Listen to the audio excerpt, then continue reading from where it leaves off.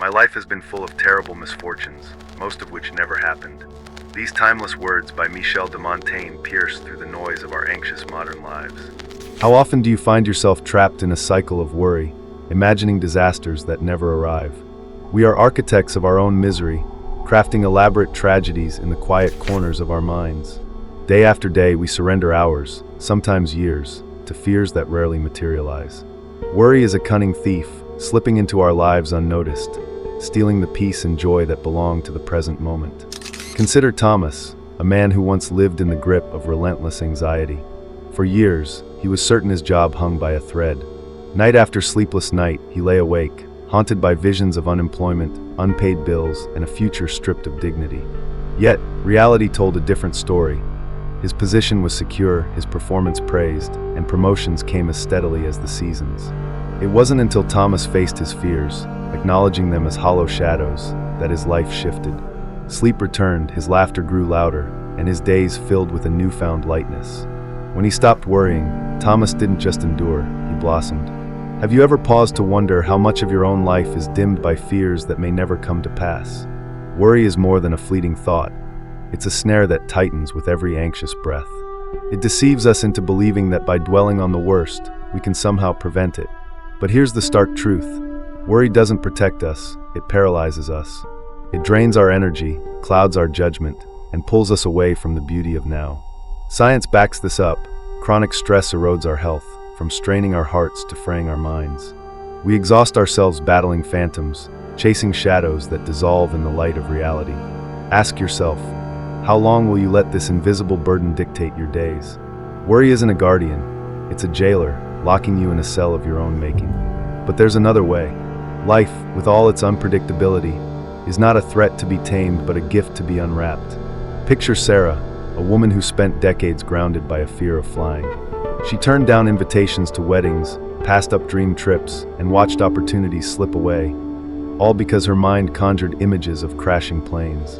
One day, fed up with her self-imposed limits, she booked a ticket. Her hands shook as she boarded, but when the plane landed safely, something shifted. The world unfurled before her, vibrant cities, distant shores, a life unshackled. Worry is like a rocking chair, Irma Bombeck once quipped. It gives you something to do, but gets you nowhere. Sarah's journey proves it. Beyond the wall of worry lies freedom. Now let's turn the mirror on you. What could you do if worry no longer held the reins? What passions, what adventures, what quiet joys await when you release that weight? Imagine the air filling your lungs, untainted by dread, the horizon stretching wide and open. This isn't a fantasy, it's a choice within your grasp, just one brave step away. Montaigne knew this secret. Most of our suffering springs from our own imaginations. You hold the key to rewrite this story. By anchoring yourself in the present, by embracing life's uncertainties as threads in its rich tapestry, you can break free. This isn't to say hardship won't come, it will. But when it does, you'll meet it with a clear mind and a steady heart, not a spirit already broken by imagined woes. The chapters ahead will guide you deeper, offering tools from ancient wisdom and modern insight to build this carefree life. For now, let this truth settle in. When you stop worrying, everything doesn't just fall into place, it thrives. As you turn the page, hold this close. The path to freedom begins with one choice, to let go. Step into this moment, for here, in the now, your liberation waits. Worry isn't just a bad habit, it's a thief. It sneaks into your mind, masquerading as caution or responsibility, but its true purpose is to rob you of peace, drain your potential, and chain you to a future that may never arrive. We convince ourselves that worrying somehow shields us from life's uncertainties, but let's face the brutal truth. Worry doesn't protect you, it paralyzes you. This chapter will strip away the illusions and force you to see what worry is really doing to your life, your health, and your happiness. Start with your body. Every time you worry, your brain sounds an alarm, flooding your system with stress hormones like cortisol and adrenaline. This isn't a momentary jolt, it's a relentless assault. You've felt it, the racing heart, the tight chest, the sleepless nights spent replaying disasters that never come. Science backs this up. Chronic worry wreaks havoc on your health. It weakens your immune system, spikes your blood pressure, disrupts your sleep, and even raises your risk of heart disease. Your body wasn't built to endure a constant state of emergency, yet worry keeps you there. How many times have you let it exhaust you before the fight even begins? The damage doesn't end with your body. It seeps into your mind and soul. Take John, for example. He spent years consumed by worry about his health, avoiding doctors because he was certain every symptom signaled a death sentence. His days became a cycle of dread, his mind a battlefield of imagined catastrophes.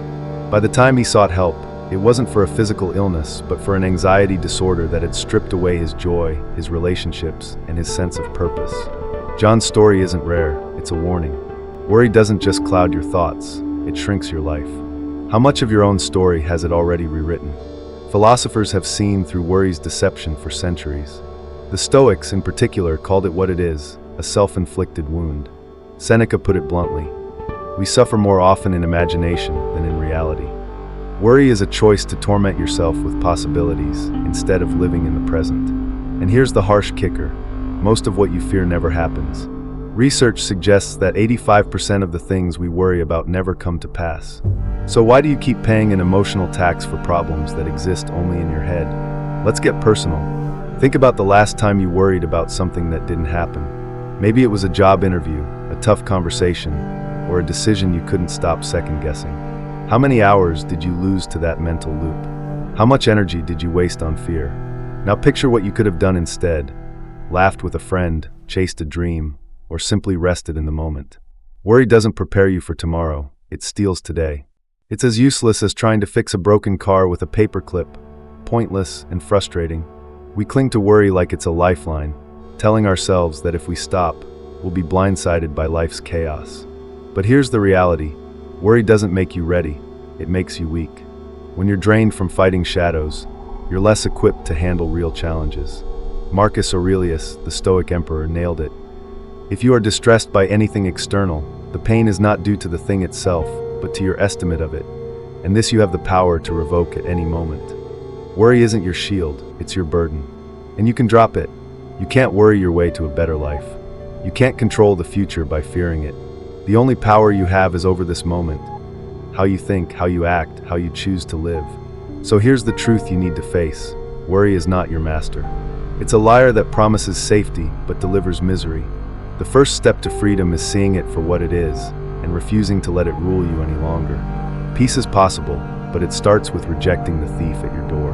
As you turn this page, ask yourself, how much more will you let worry take? The choice is yours. Freedom isn't a gift, it's a decision. Make it. My life has been full of terrible misfortunes, most of which never happened. Michel de Montaigne's words hang in the air like a lantern in the dark, illuminating a truth we too often ignore. Worry is a cage we build with our own hands, locking ourselves away from the boundless possibilities of life. It whispers that safety lies in predicting every disaster, but in reality, it only traps us in a prison of fear. Liberation from this burden isn't just a distant dream. It's a choice, a breath away, waiting for you to claim it. Picture a bird with clipped wings, staring at the sky but never daring to leap. That's what worry does. It grounds you, tethering your spirit to the ground while the world soars above. Every what-if becomes a brick in the wall between you and your potential. But here's the secret. The key to your cage is already in your pocket. You don't need to predict the future to feel safe. You need to trust yourself to handle it. Freedom begins the moment you realize that worry doesn't own you. You own it. Sarah was a prisoner of her own mind. For years, the thought of flying filled her with dread. Turbulence, crashes, the sheer height. She turned down dream vacations, missed family weddings, and watched her world shrink, all because of a fear she couldn't name. One day, staring at yet another declined invitation, she snapped. "Enough," she whispered. She booked a short flight, her hands trembling with every click. As the plane lifted off, her heart raced, but something else stirred too, a flicker of courage. When the wheels touched down, Sarah didn't just land, she broke free. The sky was no longer a threat, but an invitation. Her life unfolded like a map, new cities, new faces, new adventures. All it took was one brave choice to shatter the cage. Sarah's story isn't unique, it's a mirror. What cage have you built for yourself? What dreams have you shelved because worry whispered, "Not yet," or "Not you"? The truth is, liberation doesn't require a grand gesture. It starts with a single step. You don't need to leap across oceans, just open the door and peek outside. The world is waiting, and so is the version of you who's ready to live unchained. Breaking free from worry isn't magic, it's method. Start small, but start now. Breathe in the present. Set aside 5 minutes today. Close your eyes, inhale deeply, and focus only on your breath. When worries creep in, let them pass like clouds. This is your anchor. Face the fear on paper.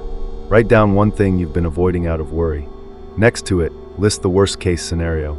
Then ask, could I survive it? The answer is almost always yes. Take a micro-step. If Sarah hadn't booked that flight, she'd still be grounded. Pick one small action that scares you. Make the call, send the email, take the walk. Do it today. These aren't just tips, they're keys. Each one unlocks a little more of the life you're meant to live. Montaigne knew that life's uncertainties aren't chains, they're threads in a tapestry.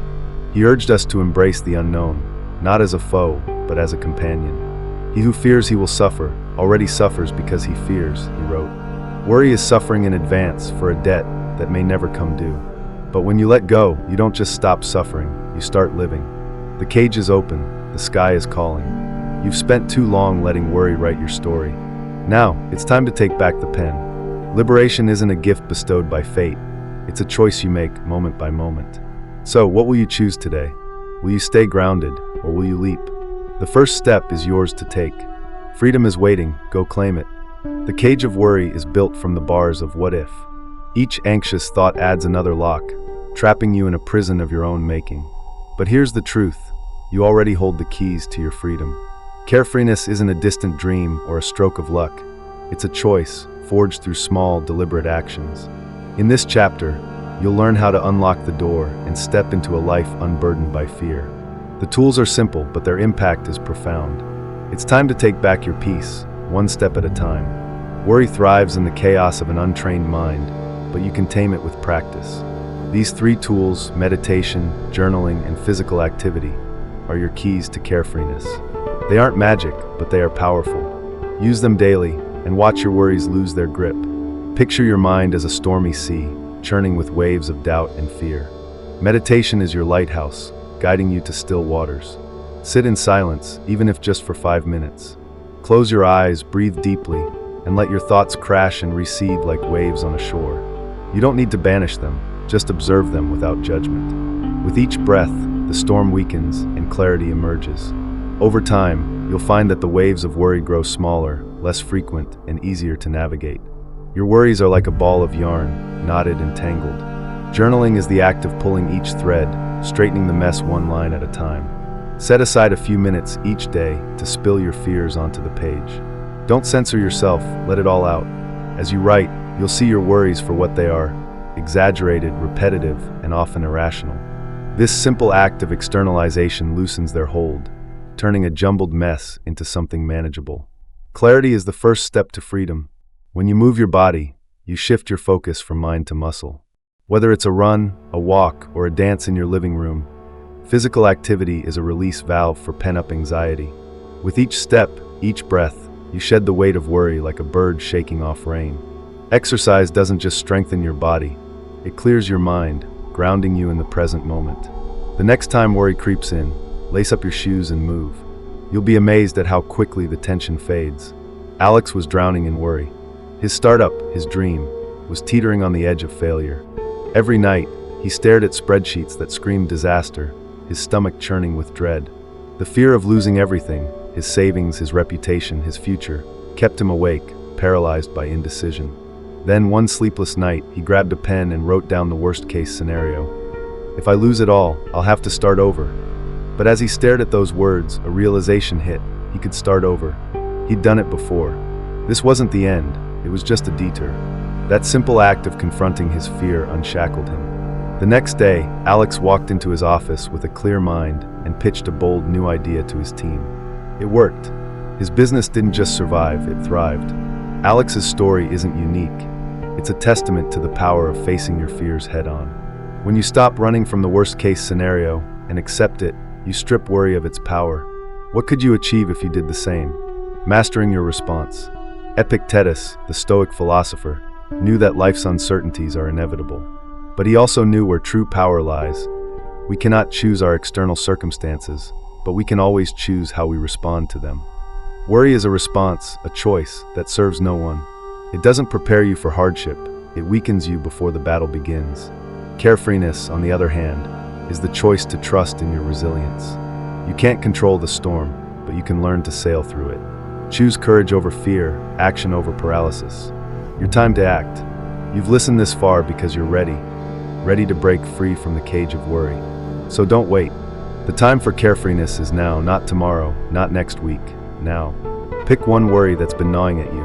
Write it down. Then, take one small step today to loosen its grip. Maybe it's a 5-minute meditation, a single page in your journal, or a walk around the block.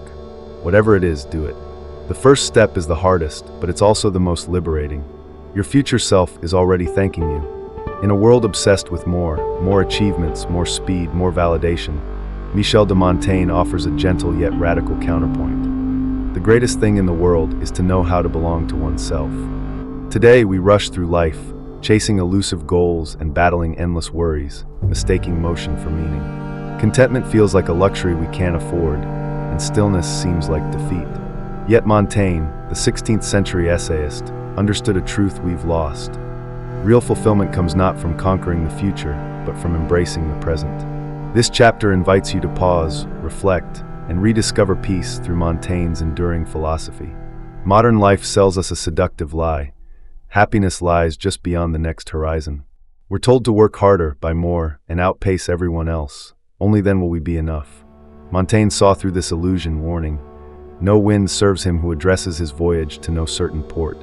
Without knowing what truly matters, we're adrift, tethered to smartphones that amplify our fears and a culture that glorifies exhaustion. Social media showcases lives we can't match, while deadlines pile up like weights on our shoulders. But what if the answer isn't to chase more, but to need less? What if peace begins when we stop running? Montaigne didn't chase glory or riches, he sought self-awareness. In his essays, he declared, "I want to live my life without agitation, without tumult." This wasn't laziness, it was liberation. He embraced life's messiness, its uncertainties, its flaws, without wrestling for control. Picture this in your own world. Instead of fretting over a delayed flight, you enjoy the book in your bag. Instead of dreading tomorrow's meeting, you focus on today's small victories. Acceptance doesn't mean giving up. It means trusting yourself to handle whatever comes. It's a quiet strength that says, "I am enough right now." Consider Clara, a marketing executive caught in the grind. She was climbing the corporate ladder, but the rungs kept multiplying. Late nights blurred into early mornings, stress gnawed at her health and joy. One day, burned out and scrolling aimlessly, she found Montaigne's line, "My business is to live as well as I can." It hit her like a wake-up call. Clara had been postponing happiness, waiting for a promotion that might never satisfy. She started small, leaving the office at 6 p.m., painting again, saying no to extra projects. Her work didn't collapse, it improved. Her life didn't shrink, it bloomed. Clara's shift proves Montaigne's point. Contentment isn't a reward, it's a choice. You don't need a philosopher's library to live this way. It's practical, immediate, yours. Start with a simple question. What do I value most? Maybe it's time with family, a walk in nature, or the pride of honest effort. Hold that close, and let the rest fall away. Stop wrestling with what you can't change. Other people's judgments, unexpected setbacks, the ticking clock. Montaigne wrote, "The most certain sign of wisdom is cheerfulness." This isn't blind optimism, it's the lightness of accepting life's ebb and flow. You can begin right where you stand. Peace doesn't require a retreat or a fortune, just a shift in perspective. Try it today. Forgive a small slight, accept a personal quirk, or sit quietly without reaching for your phone. These acts defy a world that thrives on our restlessness. They're your quiet revolt, a claim to your own life. Montaigne lived this in his tower, but you can live it in your kitchen, your car, your cubicle. Every moment you choose presence over worry, you echo his wisdom. You belong to yourself, not to the chaos around you. Montaigne's ideas are a beacon in our stormy age, a call to reject the script of endless striving. You don't have to stay trapped in anxiety's grip or society's race. Contentment, clarity, and joy are within reach, not as distant prizes, but as choices you can make now. So what will it be? Will you keep chasing a finish line that moves, or will you plant your feet in this moment, guided by the truth that you're already enough? The decision is yours. Step into it today. Life is what happens to you while you're busy making other plans. John Lennon's poignant observation cuts through the noise of our restless minds, exposing a truth we too often ignore. We spend our days tangled in worry, plotting against a future we cannot predict. while the present slips through our fingers like sand. This book has been a guide, a lantern illuminating the shadows of anxiety, drawing from Montaigne's timeless wisdom and offering tools to reclaim your peace. But now, as we stand at the journey's end, the path forward rests with you. This isn't merely a conclusion, it's an invitation. The question echoes, what will you do with it? Worry is a thief, subtle and relentless. It doesn't just rob you of moments, it claims your vitality, your joy, your very essence. Picture a woman gazing out her window, her mind racing with what-ifs, blind to the sunset painting the sky. Or a father, so consumed by tomorrow's burdens, he misses his child's laughter today. These aren't just stories, they're reflections of lives half-lived. You felt it too, the knot in your stomach, the hours lost to endless loops of doubt, the dreams deferred for a safer time that never comes. Yet the stark reality remains. There's no refund for time spent worrying. Today is all you truly own. Consider this your moment. The chains of worry have been loosened, the door stands ajar. Through these pages, you've uncovered tools, meditation to quiet the storm, journaling to untangle your thoughts, acceptance to soften life's edges, and presence to anchor you here and now. But tools are useless without hands to wield them. You must act. Begin with something small but real. Let go of one worry today, a fear of judgment, a lingering resentment, a nagging uncertainty. Release it, watch it drift away, and notice the space it leaves behind. This isn't about perfection, it's about beginning. When worry fades, life doesn't merely shift, it blooms. The air feels lighter, colors grow vivid, and connections deepen. Where fear once held court, courage takes root. Where chaos swirled, clarity emerges. Montaigne understood this alchemy. Peace isn't won by wrestling life into submission, but by dancing with its rhythm. You're not a pawn in fate's game, you're the architect of your experience. Each time you choose trust over doubt, you carve a new path. Imagine a life where your energy flows toward creation, love, and wonder rather than defense, dread, and control. That life waits for you. Here's your dare, live a single day without worry. Tomorrow, rise with a vow. For 24 hours, you'll meet life as it comes, unburdened by overthinking or borrowed troubles. When anxiety whispers, let it pass like a breeze through an open window. You'll falter, perhaps, old habits die hard. But even in the stumbling, you'll taste something rare, freedom. It's a fleeting glimpse at first, a flicker of what could be. But that taste lingers, pulling you back, urging you to make it your own. One day can spark a revolution in your soul. A life without worry isn't a distant dream. It's a decision, raw and immediate. The road won't be flawless, storms will rise, and doubts will creep. But it will be yours, a life walked with purpose, not dragged by fear. Lenin's words ring true. Life unfolds in the now, not in the blueprints you draft or the worries you nurture. So what will you choose? Will you cling to the familiar weight of anxiety, or will you step boldly into the unknown? The pen is in your hand, the page blank before you. Choose wisely. Choose life.